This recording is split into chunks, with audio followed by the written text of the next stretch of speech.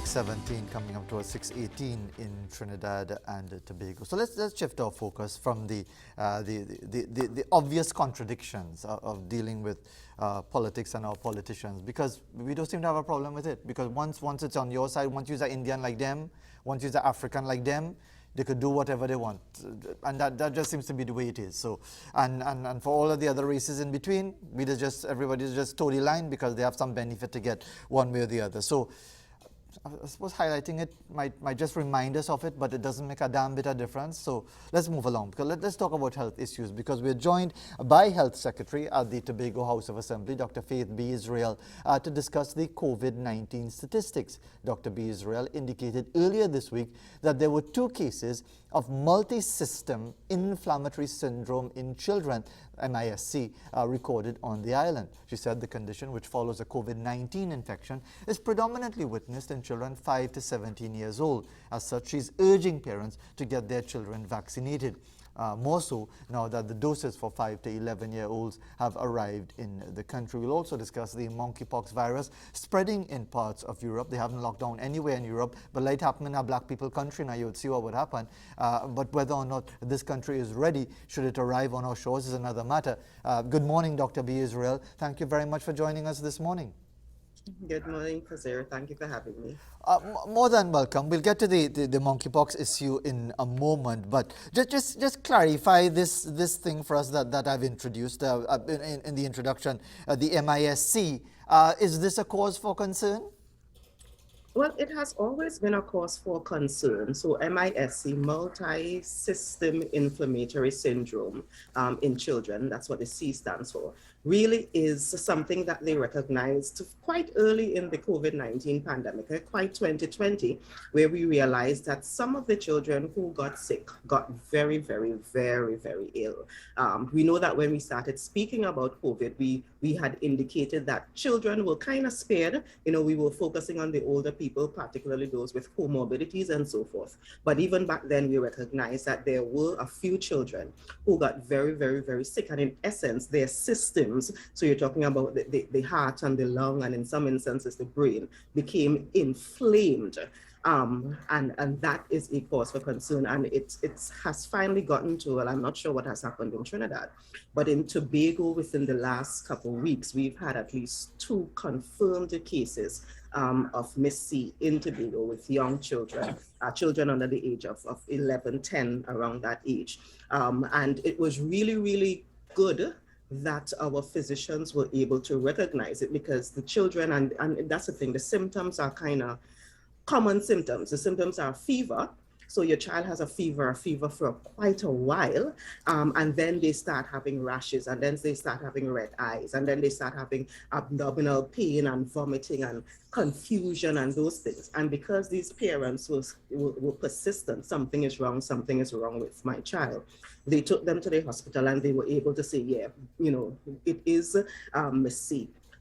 Because in both cases, at least in one of the cases, the child was confirmed to be COVID positive before. In the other case, there was COVID in the family. So it's quite likely that the child was COVID positive and it was just never tested or confirmed officially. So it is something of concern, because this has actually resulted in death. Initially, when we were talking about COVID-19 in 2020, and the few children who had died pretty early up were really because of MIS-C. So it is something that we need to be concerned about. It is something that we need to, particularly now that our children are face-to-face back in school, it means that, they may also get COVID more likely because they are now face-to-face back in school. So we need to be concerned, yes. And before we develop that discussion a bit further, and we have to be very careful here. We don't want to be alarmist, and then suddenly parents have to say, look, I ain't bothering to send my children to school anymore, given what I'm hearing from Dr. Faith B. Israel. What is the condition, as you may be aware, of those 2 children who are being treated now? They are both fine. They're both fine. We are monitoring them. At least one has been discharged from hospital with the need to continue seeing, the cardiologist and so forth. And that is a critical thing. We were very happy that the parents didn't just think, my child have a little fever, and keep them home. And that, I think, is the important part. if your child has a fever and it's a fever that seems to be coming every day, every night, and they have that fever, and then you notice this child start feeling, lethargic and they're not their normal self, don't think of it as just, my child thing. This could be something serious. So that is the point we are trying to drive home. Definitely get your child to a health facility if these are the symptoms they are experiencing. And I think part of the problem as well, my child might have a little fever and I'm still sending them to school because my elder grandson has gotten sick twice in the space of a month because people still sending this sick children to school. But that's another discussion. And therefore, Dr. B. Israel, what would you say in relation to this? Because as I mentioned, parents, it's only natural that you will be concerned when you hear things like this, 𝗎𝐶, and getting some more detail on that. What would you say to parents who might now be fearful, whether in Tobago or Trinidad, of now sending their children to school? Schools have reopened and so on, who are worried that they may be exposing their children to this situation? Well, it's a legitimate fear. We have all had to deal with COVID-19 over the last 2 years, and it has raised several fears in all of us. But we also have to recognize that we have to figure out how to live with COVID-19 and how to live safely with COVID-19. The last 2 years, our children have been out of school. And, when you listen to some of the teachers and even some of the parents, you recognize the kind of damage that has done to the developmental characteristics of our children. So we need to figure out a way to merge the two things, getting back to quote unquote normal while actually living with COVID-19. And that is why the things that we've been saying to do from the beginning still hold true. You still need to wash your hands, you still need to wear your mask, you still need to do all of these things. You still need to get vaccinated because the vaccines are free and they are available. But we have to figure out how to give that balance. So no, don't be afraid. I always tell people don't panic, because when we panic, we don't act appropriately when we panic. We need to be concerned, and when we are concerned, then we act rationally, then we do things that make sense. And you are right in terms of parents, for example, sending their children to school when the children are obviously sick. That is an example of somebody who, you may have a situation where there is no one to keep the child home with. So it's a real concern, but you have to think of the larger picture, because you may then send that sick child to school and then infect the entire classroom, depending on the situation within the schools. So don't panic, be concerned, be wise, make rational, wise decisions for your children. I wish you all the best with that, Dr. B. Israel. Rational, wise decisions. But again, I understand the point that you're making. Give me your perspective on how you see the rollout of the vaccinations for children, because they've arrived in the country, they're available, they're approved for children 5 to 11 years of age. What would you say, again, to those parents who will remain skeptical for different reasons, some for legitimate reasons, others because of some hocus-pocus, mumbo-jumbo nonsense that they see on social media? But how would you address those raising whatever concerns about the safety of vaccines for 5 to 11-year-olds? Well, the vaccines, the thing about Trinidad and Tobago is that we have actually been a country that before COVID-19 boasted about vaccinating children. When you look at our data for childhood vaccines, and when I say childhood vaccines, in many instances, the parents probably didn't even know that when you took your baby to clinic at 3 months and 6 months and a year, and the injection that the doctor or nurse was giving the baby was actually a vaccine, we before COVID-19 was boasting about having our 95% uptake and our 98% vaccination rates for these childhood vaccines. So we are used to childhood vaccines. The thing about COVID-19 is that, unfortunately, and the COVID-19 vaccine, I think we did such a horrible job at the beginning of explaining what COVID was and even talking about the vaccines, that a lot of people ended up with misinformation about it. And it is now translated to misinformation about the vaccines and misinformation about the vaccines in children. I am encouraging everyone, the vaccines are available. The 12 to 17 vaccines have been here for quite some time. The 5 to 11 vaccines are now here. They are available. If you are in Tobago, they are available at the major health centers. That's Roxborough, Bacalet, Canaan, and Mariah. They are available for use, and you go ahead and allow your child to be vaccinated, because you've done it before. When they were babies, you allow them to be vaccinated, and that's why we don't have to worry about things like yellow fever and measles, mumps, and rubella and those things, because we vaccinated our children against those things before. That is why we don't have to worry about them now. So, continue being cautious, yes. Make sure you get the correct information and go and get your child vaccinated, because they are there and they are safe and they work. And by the way, the Ministry of Health, via their corporate communications unit, did issue on Monday the various sites for the availability of the vaccines, as you mentioned, being across there in the Sister Isles, Scarborough Health Centre, 𝐾ANan Health Centre, Roxborough, Moriah. I always wonder how to pronounce 𝐾ANan as 𝐾ANan with one A and two A's. I thought it would be two A's and one A. But again, there's another thing that is unique to the Sister Isle, in the same way that we have so many issues in Trinidad, spelling and pronunciation wise, but there's also locations at the NWRHA, NCRHA, SWRHA, ERHA, 8 a.m. to 3 p.m. Mondays to Fridays. On Saturdays, 9 a.m. to 3 p.m. for the Northwest, 8 a.m. to 3 p.m. for other locations, for the NCRHA, 8 a.m. to 12 noon for the SWRHA. So all the information is there via the ministry's website and the ministry's various issuing of COVID-19 information. But Dr. Israel, after all of that with the vaccine, and we'll get to the monkeypox situation in a couple minutes. We still have just managed to cross the line, you could correct me if I'm wrong, of 50% vaccination, 50% vaccinations in Trinidad and Tobago. So, I mean, was there anything really different that the authorities could have done to really get people to buy into the whole vaccination mantra? I think we missed the opportunity earlier. And now that the horse is out of the barn, it's kind of hard to pull it back. That is the reality. But and that happened with COVID generally. I think our communication about COVID from very early 2020, where it was very clear that some of our leaders were saying contradictory things. One time you say, don't wear a mask, next time you say wear a mask, next time you say don't wear cloth mask, next time you say, that kind of back and forth, that kind of what seems to be contradictory information is what caused us to not really rely on what is being said about COVID-19 in the first place, and that also translated to the vaccine. So I think if we had gotten that part a little bit better, and when you look at, there are actually other countries that did a better job at their communication, and they were able to get their vaccination rates up very, very high within a very short space of time. But I think we just kind of, it is difficult now to pull it back. People need to just recognize, and I said it at a press conference earlier this week, that there are consequences to our action and consequences to our inaction.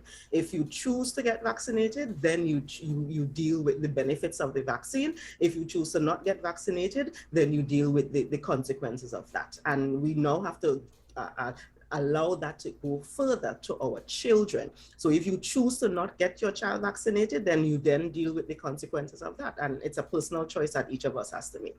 And indeed, just to confirm what I was saying about just over 50%, in fact, looking at the COVID-19 dashboard from the Ministry of Health from yesterday, the fully vaccinated is 50.9%. So after all of that, almost 2 years, more than 2 years in fact, well, the vaccines were available from last year, only 50.9% of the population. But let's move along, Dr. B. Israel, to this monkeypox thing.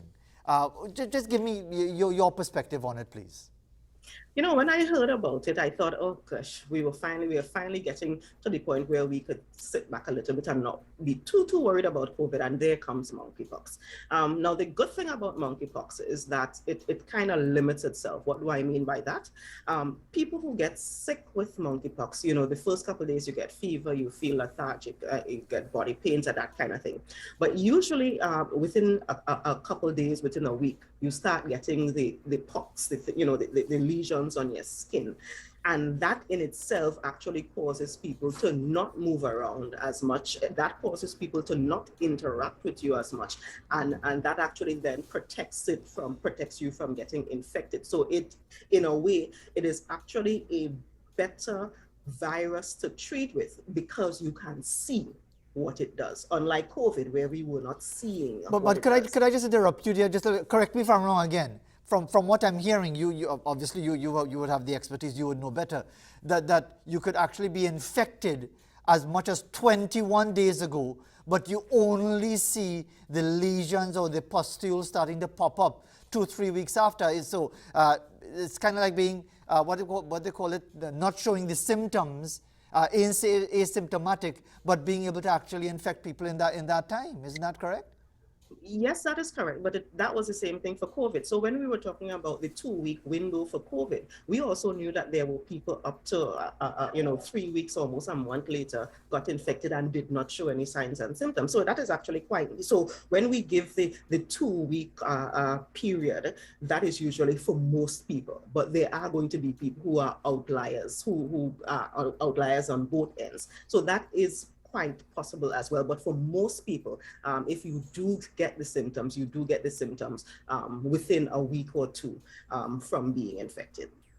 And Dr. B. Israel, before COVID and before social media, 239 cases of anything worldwide wouldn't even be reported.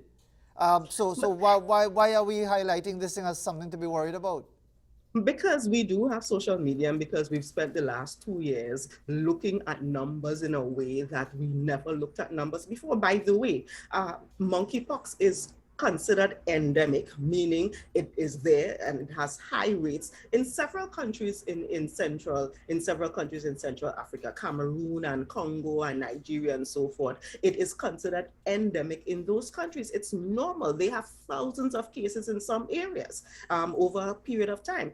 What we've noticed, though, is that because we are now paying attention to the numbers and people are now paying attention to what is reported on WHO websites and so forth, that we are now seeing that it is in Netherlands and Portugal and United States, and it is now being highlighted. There were cases of monkeypox in other countries before that was highlighted by WHO before, but the rest, we were just not paying attention to those notices. We are paying attention now. Well, you're paying attention now because it's happening where white people are. So again, that is the reality that we face in the world that we live in the way things are dominated. But just to be clear, so that we can let people understand, a case of monkeypox, is it fatal? There are a few people, yes, you can die with monkeypox. Traditionally, there are two, and I'm using this word loosely, two strains of monkeypox. One strain, the fatality rate, the case fatality rate is about 1 to 3%. The other strain, the case fatality rate is about 10%. Of course, we can argue that those rates we experience those rates in the places where it is endemic. So in the African countries where you can argue that the rates are high because of the lack of medical care and so forth. So in the rest of the world now, we would now have to look to see what are the case fatality rates in the countries where we have better health care. And I envision it is not going to be as high because we can recognize it a little earlier and we can treat the symptoms a little better in those countries. But yes, people have died from monkeypox. And therefore, but again, because we need to ensure that we provide the correct information as best as we can, those fatalities, correct me if I'm wrong again, if I'm wrong, is around 1%, if so much, of all cases of monkeypox? So overall, it is about 1%, although again, we are looking at some countries where it is depending on the strain, it can even go up to 10%. But in those countries, that may be as a result of the healthcare system, not necessarily because the virus is that deadly, but because they really just did not have access to appropriate healthcare to prevent them from getting very sick. And Dr. B. Israel, before we wrap up, are we going to go down the road of locking down borders again and then you have to get a different vaccine and so on, in the same way that we've just come through COVID-19? Are we going that way with monkeypox as well? Well, it depends on what happens. In Belgium, for example, they've started implemented isolation of individuals who are positive and quarantining of people around them. So if we get control of it now, we may not need to go down that road in the future. There is a vaccine that is available. By the way, if you had your smallpox vaccine 30, 40 years ago, then you actually are somewhat protected from the monkeypox. You may still get it, but it may not be as severe. And there is a new vaccine vaccine that was created in 2018, 2019 for both smallpox and monkeypox that is available. I don't think we have it in Trinidad and Tobago, but it is available if it is absolutely necessary. But we can only determine if that is necessary if we don't control what is happening now. And before we conclude, Dr. 𝐵𝑖𝑠𝑟𝑎𝑖, we thank you very much indeed for taking the time to be with us this morning to update us both on your perspective on the monkeypox situation and, of course, COVID and those situations, the MISC with children. Just reinforce your message again, especially with parents who would be concerned about the welfare of their children in relation to COVID-19 and MISC, please. Certainly. Well, you know, your children need to go back to school. We need to get back to quote unquote normal as it relates to how we manage our healthcare system and how we manage our education system. So send your children to school, but ensure that if they are sick, keep them home. Ensure that you follow whatever the school protocol is, because what's happening in Tobago may be different from what's happening in Trinidad in terms of the protocol, but follow the school protocol. And certainly, if your child has a fever and is feeling, you know, diarrhea, stomach pain, lethargic, confusion, and so forth, do not hesitate. Get them to a health facility. Say to the doctor, you heard that there is this thing called 𝗈𝐶 and you just want to make sure that is not what's happening to your child, and have them evaluated. Don't keep them at home and think, well, it's just a little fever. No, not at this point. We need to be a little concerned about that, and acting is the best way to treat with it. And don't send them to school either, Dr. Faith 𝐵𝑖𝑠𝑟𝑎𝑖. I mean, just don't send them to school. Don't send them to school if they're sick. The school is not a daycare center. It's irresponsible to have your child sniffling and sneezing and saying, well, I had to go to work or I had to do whatever else. Let them go to school and get everybody else in the school sick. But what do you do? Dr. 𝐵𝑖𝑠𝑟𝑎𝑖, thank you very much indeed once again for taking the time to be with us. We really appreciate it. Thanks for having me. You're more than welcome. 6:39 in Trinidad and Tobago. As we head to the break, it's now time to remind you of the COVID-19 protocols. Wear a mask over the nose and mouth when you go out in public. Keep your distance from others at least 6 feet or 2 meters. Stay home if you're ill. Wash your hands often with soap and water or use an alcohol-based hand sanitizer. Cough into a tissue into the crook of your elbow. Avoid touching your face. Please sanitize those hard surfaces, tabletops, handrails, doorknobs, trolleys and cell phones as often as possible. We'll be back right after this.